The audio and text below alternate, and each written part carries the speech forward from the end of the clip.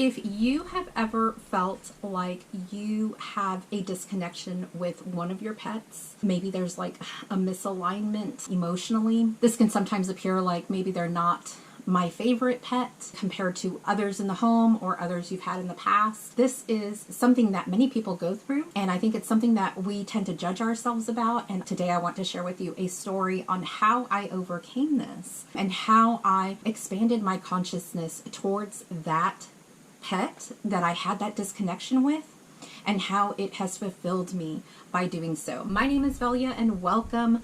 I am an animal telepathist. I communicate with animals using telepathy. My cat Katrina, when she first came to us, she was very terrified, and so I recognized that, and I knew that we had to take it very slowly with her, and I didn't want to push her. I found her through motivation of supporting my other cat Cleo, who I am very connected with. I have this desire, this drive to protect animals' peace of mind and my pet's peace of mind. And even though I had that drive, I still felt unaligned with Katrina. I was a little scared of Katrina because it didn't take long for us to realize that she will scratch and she will latch on. She is a very strong cat.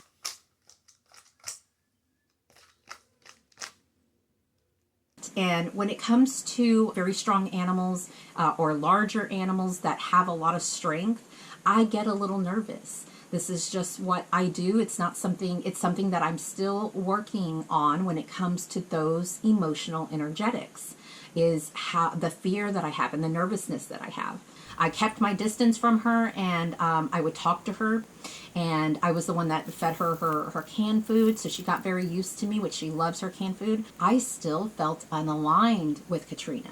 I was still scared of her. I was scared to pet her. Derek, he put up with a lot of those scratches. He pushed her into feeling comfortable with being petted, which she wasn't. She was not comfortable with even being petted because of her history.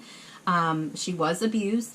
And so he pushed her limits in learning to be okay with getting pets and receiving love.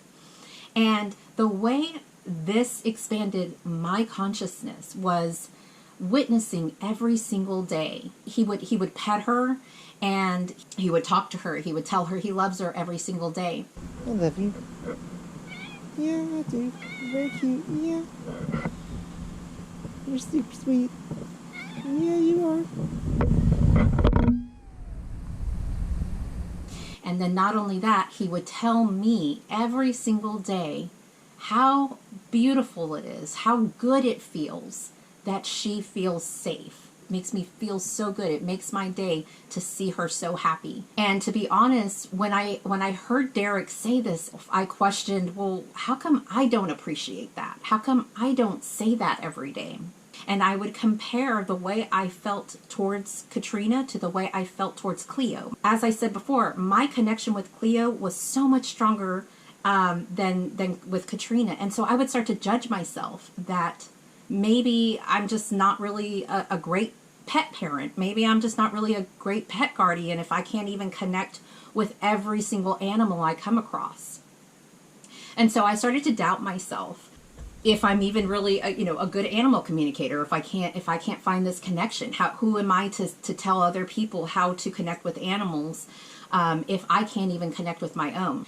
And now, it wasn't until I started attending and nurturing my own emotions, those judgments that I had about myself, accepting the fact that I have a different connection with Cleo than I do with Katrina. It wasn't until I started to forgive myself and not judge myself for being a bad pet parent or whatever it was that I was telling myself. It wasn't until then did I start to really, really become full of energy and joy and bliss once I saw her and recognized that, holy crap, she really is super happy here. And oh my gosh, it makes me feel amazing. This is what our animals are here for. They are here to expand our consciousness.